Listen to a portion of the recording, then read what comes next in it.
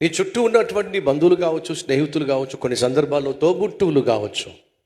నీకున్న దీనస్థితిని, హీనస్థితిని వాళ్ళు తెలుసుకున్నట్లయితే కొంతమంది హేళన చేయొచ్చు, జోకులు వేసుకోవచ్చు, చిన్న చూపు చూడొచ్చు, నిన్ను తక్కువ చేసి మాట్లాడవచ్చు. కానీ ఈ లోకంలో ఒకడు ఉన్నాడు.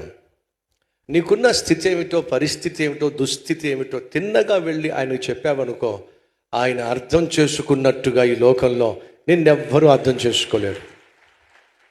లోకమంతా నిన్ను అపార్థం చేసుకున్నా ఆయన అర్థం చేసుకుంటాడు.